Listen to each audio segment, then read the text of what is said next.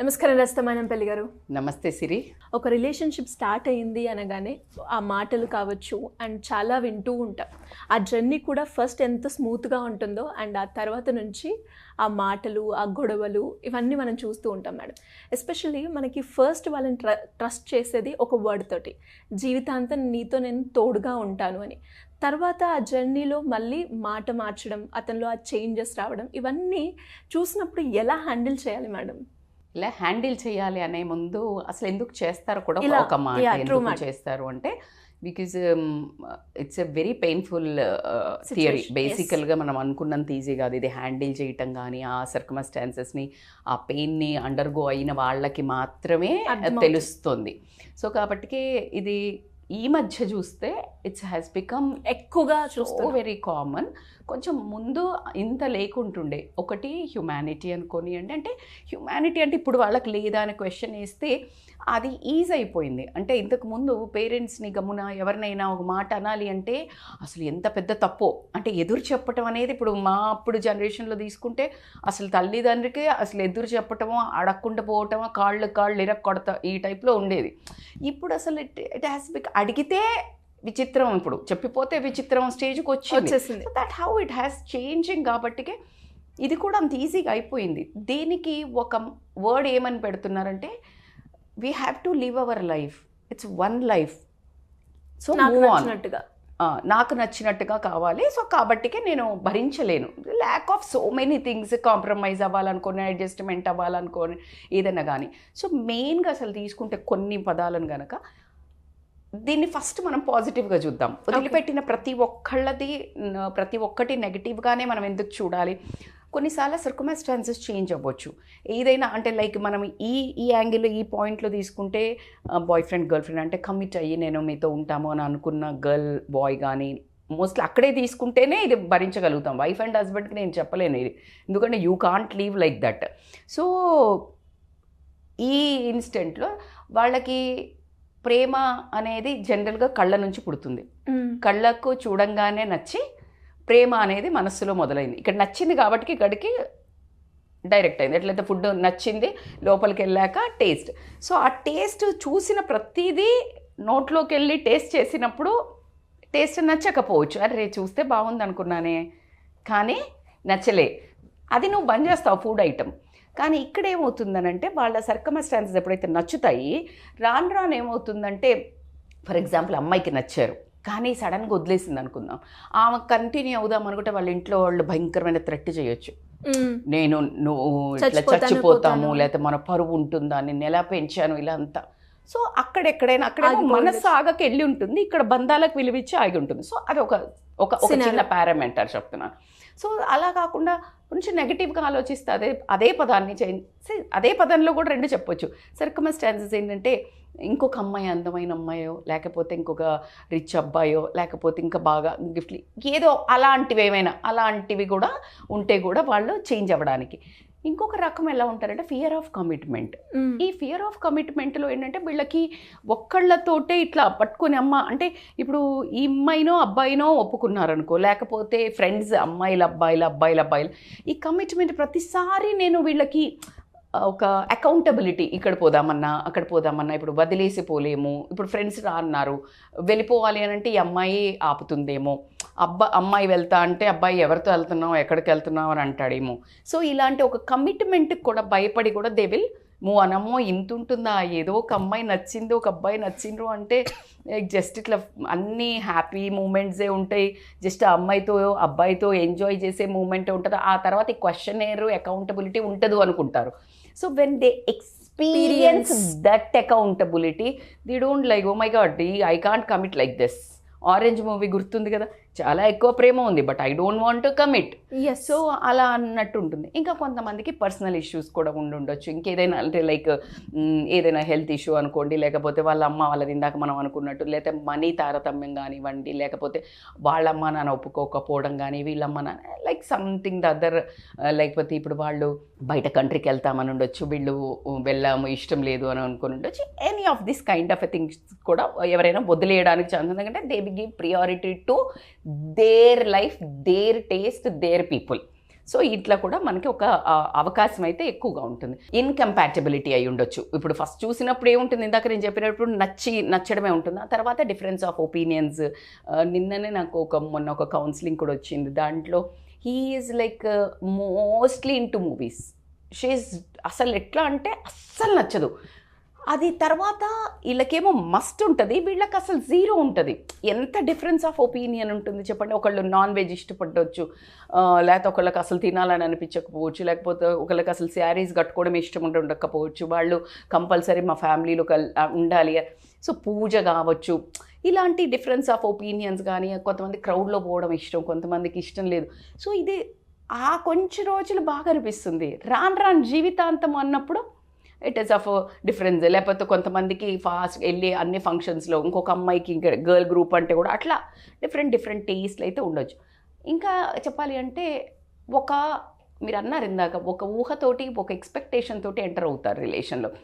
ఈ అమ్మాయి కానీ ఈ అబ్బాయి కానీ నన్ను బాగా చూసుకుంటారు, నాతో కలకాలం ఉంటారు, కేర్ బాగా తీసుకుంటారు, గిఫ్ట్లు కొనిస్తారు, లేకపోతే బాగా తిప్పుతారు, లేకపోతే ట్రిప్పులకి తీసుకెళ్తారు, లేకపోతే బట్టలు కొనిస్తారు, లేకపోతే జ్యువెలరీస్, లేకపోతే అన్నిటికంటే ఎక్కువ అటెన్షన్ ఇస్తారు. సో ఇట్లా అన్నీ ఒక ఎక్స్పెక్టేషన్ ప్లాటర్ తోటి వచ్చి ఉండొచ్చు. దాంట్లో వచ్చేవరకు ఎందుకంటే వీళ్ళకి కూడా అందే వరకు ఒకలా ఉంటుంది, అందిన తర్వాత ఒకలా ఉంటుంది. కాబట్టి దే డోంట్ అన్మెట్ ఎక్స్పెక్టేషన్స్ ఉన్నప్పుడు ఏమవుతుంది అని అంటే దే డోంట్ వాంట్ ఈయన బాగాలేడు ఇంకొక దగ్గరికి, అంటే లైక్ ఇంకొక దగ్గర కన్నా కూడా దే విల్ బి డిస్సాటిస్ఫైడ్. కాబట్టి ఎవరో ఒకరు విత్డ్రాయల్ సిమ్టమ్స్ అయితే కనిపించడం అయితే జరుగుతుంది. మరి ఈ మూమెంట్ని ఎలా హ్యాండిల్ చేయాలి మేడం? సో ఖచ్చితంగా దీంట్లో అండర్గో అయ్యే వాళ్ళైతే చాలామంది ఉన్నారు కాబట్టి ఈ టిప్సే మోర్ యూస్ఫుల్. దాంట్లో ఫస్ట్ వచ్చేసేది ఏంటి అని అంటే జనరల్గా కోపం, బాధ, వీళ్ళు వదిలేసిపోయారు, వీళ్ళు లేకుండా ఎలా బతకగలుగుతా అనే ఒక పెయిన్ అనేది దాన్ని ఎలవ్ చేయాలి. ఎక్స్పీరియన్స్, ఆ బాధని ఎక్స్పీరియన్స్ అవ్వడానికి మనం ఏం చేస్తామంటే ఇట్లా భూతంలాగా దాన్ని తోసేయడానికి అలా ఫీల్ అవుతాం. సో అలా యాక్సెప్ట్ చేయాల్సిందే. అందుకనే first face the reality. Face the reality is the first thing. దాన్ని ఓవర్కమ్ అవ్వడానికి ఒక స్టెప్. అంటే నేను ఎంత దూరం ఉంది, ఇంత ట్రాఫిక్ ఉంది, లేకపోతే ఏదో ఒకటి ఉంటుంది, ఇంక దాన్ని తప్పదు. వెన్ యూ ఫేస్ ఇట్, దాన్ని యాక్సెప్ట్ ఆ రియాలిటీ చేసినప్పుడు నువ్వు ప్రశాంతంగా ఉంటావు. దాంట్లో లేదు వాట్ విల్ హ్యాపెన్, ఒక లాంటి రెస్ట్లెస్నెస్, ఏమీ చేయలేవు నువ్వు. ఎందుకంటే ఆపోజిట్ పర్సన్ మర్జీ, ఇష్టం వదిలి వెళ్ళినప్పుడు then you need to allow that pain to process అన్నట్టు. సో అది best and important tip to thing. దీనికి ఒక ఎగ్జాంపుల్ చెప్తాను నేను. ఇప్పుడు మీరు ఏమనికైనా చనిపోయారు, లేకపోతే ఎక్కడికి ఏదో ఒక బాధాకరమైన సిచ్యువేషన్కి వెళ్ళాల్సి వచ్చింది. ఇక్కడ ఉన్నప్పుడు లైక్ నీకు ఎలా ఉంటుంది, ఏడవలేదు అంటే నీకు దుఃఖం వస్తుంది, బాధేస్తుంది, అన్నీ చేస్తావు. అక్కడికి వెళ్తావు, వెళ్ళిన తర్వాత వాళ్ళని కలుస్తావు, చాలా ఏడుస్తావు, చాలా చెప్పేస్తావు, చాలా అయిపోయాక సేమ్ సిచ్యువేషన్ అయితే ఏం మారలా, మనిషి అయితే రాలా, కానీ నీ బాధ తీరిందా లేదా? So you have to process that pain అనేది మాత్రం నేను చెప్తాను. అలా కాకుండా సెకండ్ ఫార్మోస్ట్ అని చెప్పొచ్చు నేను, అసలు ఆ రిలేషన్షిప్లో ఉన్నప్పుడు డిడ్ యు గ్రో, ఏమైనా నేర్చుకున్నారా, ఏదైనా లెసన్? ఇప్పుడు వదిలిపెట్టి పోయారు కదా, ఆ రిలేషన్షిప్లో ఉన్నప్పుడు ఏం జరిగింది? ఇప్పుడు ఆ పర్సన్ వదిలేసి వెళ్తే రెండు థింగ్స్. ఒకటి, అలాంటి వాళ్ళది ఫాల్ట్ ఉంది అనుకుందాము. రెండు పర్సెప్షన్స్ మాట్లాడతాను నేను ఎప్పుడు కానీ. సో అటువైపు వాళ్ళు వెళ్ళారంటే వాళ్ళ ఫాల్ట్ ఉంది, వెళ్ళారు అన్నప్పుడు నువ్వేం నేర్చుకుంటావు? ఓకే, ఇలాంటి ఫాల్ట్స్ ఉన్న వాళ్ళనో లేకపోతే ఇలాంటి వాళ్ళనో నేను తొందరగా నమ్మొద్దు. ఈసారికి నేను నేర్చుకున్న లెసన్ ఏంటి, టక్కన డోర్ కొట్టగానే ఓపెన్ చేయకుండా, డోర్ కొట్టినా ఎవరు అని చూసి ఇంకొకటి ఇట్లా చైన్ పెడతారు డోర్, ఆ డోర్ పెట్టుకుని మెల్లిగా చూసి ప్రాసెస్ చేసుకుని అర్థం చేసుకుని అప్పుడు అలవ్ చేయాలి. ఇది నీ గ్రోత్. ఏది అటువైపు వాళ్ళ ఫాల్ట్ ఉంటే, నీ ఫాల్ట్ వల్ల వెళ్ళారు అనుకుందాం. బికాస్ ఎట్ టైమ్స్ అవుతుంది మనం చేసే ఒక టాక్సిక్ బిహేవియర్ వల్ల కానివ్వండి, లేకపోతే ఇమ్మెచ్యూర్డ్ బిహేవియర్ కానివ్వండి, అర్థం చేసుకోకుండా సతాయించడం కానివ్వండి, కొంతమంది టేక్ ఇట్ ఫర్ గ్రాంటెడ్ లాగా తీసుకొని వాళ్ళ ప్రేమను చాలా ఇన్సల్ట్ చేయడం కానివ్వండి, అనాయ్ చేయడం కానివ్వండి, ఇగ్నోర్ చేయడం కానివ్వండి, ఇలా మనం చేస్తే కూడా అంటే ఇటు సైడ్ వాళ్ళు వాళ్ళు వెళ్ళిపోవడానికి ఉండదు. ఎన్ని రోజులు భరిస్తాను, వాట్ ఈస్ దిస్ పెయిన్, నా వల్ల కాదు ఈ అమ్మాయితోటో ఈ అబ్బాయితోటో, నేను ఎంత చూపించినా వాళ్ళు కేర్ ఇవ్వడం లేదు నాకు, లేకపోతే ఇట్లా మిస్బిహేవ్ చేస్తున్నారు, లేకపోతే ఊరికే ఇట్లా జెలసీ ఫీల్ అవ్వడం, పొసెసివ్ ఫీల్ అవ్వడం, లేకపోతే ఇట్లా టాక్సిక్ ఫోన్లు పగలు కొట్టడం, ఇలాంటి కొన్ని చేస్తున్నా. So in this what you have to learn, నా ఈ బిహేవియర్ వల్ల నాతో ఎవరు ఉండరు. ఇది ఇక్కడ ఎవరు గ్రో కావాలి, పర్సనాలిటీ డెవలప్మెంట్ నువ్వు కావాలి. You need to grow your personality, your character to be a fit for another relation. So you need to redirect. ఒకసారి లోపలికి టార్చ్ చేసుకొని చూసుకొని బయటికి వేసి కూడా చూడడం వల్ల నెక్స్ట్ యాక్సిడెంట్ అవ్వకపోవడానికి మనకి ఛాన్సెస్ ఎక్కువగా ఉండడం జరుగుతుంది. ఇవన్నీ జరుగుతున్నప్పుడు నువ్వు ఒంటరిగా కూర్చుని కనుక నువ్వు ఇదే థింక్ చేస్తుంటే ఇట్ విల్ డిగ్ యూ, అంటే లైక్ ఎట్లా అంటే నిన్ను ఆహుతి చేస్తుంది ఇది మంట. బికాజ్ ఒకటి కోపము బాధ అన్నీ నిన్ను బర్న్ చేస్తుంది లోపల. సో కాబట్టి it's better to take care. Self care is a very much important. Self care అంటే you love yourself. Don't wait for another appreciation. ఎవరో దగ్గర నుంచి అప్రిసియేషన్ ఎక్స్పెక్ట్ చేయకుండా నువ్వు నీలో ఉన్న పాజిటివ్ క్వాలిటీస్ని అఫర్మేషన్స్ చెప్పుకుంటూ I'm fine, I'm amazing, I'm well, always say I'm good, I'm happy, you will be happy. ఇవి చాలా చిన్నపిల్లలకు చెప్పినట్టు కనిపిస్తాయి, but it works like a magic affirmations. So తర్వాత ఒక హాబీ, ఒక మంచి మోస్ట్లీ హీలింగ్ టెక్నిక్స్ ఉంటాయి. Like I can say painting అనుకోండి, ఎక్సర్సైజ్ అనుకోనివ్వండి, రన్నింగ్ అనుకోనివ్వండి, స్విమ్మింగ్ అనుకోనివ్వండి, లేకపోతే music is amazing, so painting. So ఇట్లా మీరు రకరకాలుగా సెల్ఫ్ లవ్, సెల్ఫ్ కేర్ తీసుకుంటే కనుక ఫాస్ట్గా బయటపడడానికి ఉంది. అట్లా కాకుండా ఇప్పుడు చెప్పబోయేది కూడా చాలా చాలా ఇంపార్టెంట్. ఎంతసేపు మళ్ళా బౌన్స్ బ్యాక్ అవుతుంది. ఇప్పుడు నువ్వు ఏదైనా నచ్చలేదని ఒక్కొక్కసారి ఇట్లా కొట్టినప్పుడు అది మళ్ళీ మన థాట్ బయటకు వస్తా లేదా, నేను ఇది ఆలోచించినబ్బా అనుకోగానే మళ్ళీ కొంతసేపటికి టక్కని మళ్ళీ వస్తుంటుంది. సో అప్పుడు ఏం చేయాలి అని అంటే you need to reframe that experience. Reframe అంటే చెప్తాను నేను మీకు, it's a very important tricky word అని చెప్తాను. వాళ్ళని ఎందుకు ఏడుస్తున్నావు, ఎందుకు పెయిన్ అవుతుంది, నీకు ఇష్టం, నువ్వు కావాలనుకున్నావు, ఇష్టమైంది, వదిలేసి వెళ్ళింది. సో పెయిన్ ఎప్పుడు వదిలేసిన వెళ్ళి వద్దు అని ఆపుతున్నా వదిలేసి ఎవరైతే వెళ్తారో వాళ్ళకి తక్కువ పెయిన్ ఉంటుంది. ఎవరికి కాదు అని రెండు రకాల పెయిన్, ఒకటి ఈగో నన్ను వదిలేసి పోతుందా అని, రెండోది literally emotionally attached. They didn't expect that one person will leave because they were happy, committed ఉన్నారు కదా, ప్రామిస్ చేశారు కదా నాతో బాగుంటా అని. సో అది చాలా పెద్ద దక్కా జరుగుతుంది. అప్పుడు ఏం చేయాలి అని అంటే రీఫ్రేమ్ ఎలా చేసుకోవాలంటే, నువ్వు ఎంతసేపు ఇప్పుడు వదిలిపెట్టిపోయిన పెయిన్నే అది అంటే వాళ్ళు మంచిగా నాకు ఆ రిలేషన్ ఇంపార్టెంట్ అనుకున్నావు, అలా కాకుండా నువ్వు ఆ రిలేషన్లో ఉన్నప్పుడు ఎన్ని గొడవలైనాయి, ఎంత టాక్సిసిటీ అయింది, ఆ పర్సన్ నిన్ను ఎంత హర్ట్ చేశారు, ఆ పర్సన్ నిన్ను ఎంత ఇబ్బంది పెట్టాడు లేదా పెట్టింది, ఎవరైనా అమ్మాయి అబ్బాయి, అది ఆలోచించుకొని అది ఫ్రంట్ సీట్కి రీఫ్రేమ్ చేసావంటే పోతే పోయింది, దరిద్రం వదిలిపోయింది నాకు అనుకుంటావు అనుకో. When you say that words you will feel lot of lighter.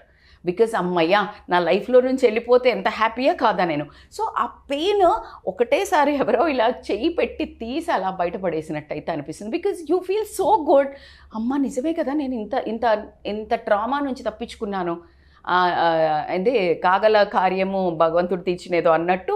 So అసలు ఇది జరగాల్సి ఉంది అందుకనే వెళ్ళిపోయారులే అని అనుకుని whatever happens for good అనుకొని so you can move on. ఒకవేళ మళ్ళీ ఆ రిలేషన్ బ్యాక్ వస్తా అని మనం ఆల్రెడీ ఒక మంచి పెద్ద వీడియో కూడా చేసాము. You need to set boundaries and rethink to allow or not. ఏ రిలేషన్లో అయినా ఒకటి గుర్తుపెట్టుకోవాల్సిందంటే ఈ రోజుల్లో పర్మనెంట్ అనుకోవడానికి ఏవీ లేవు.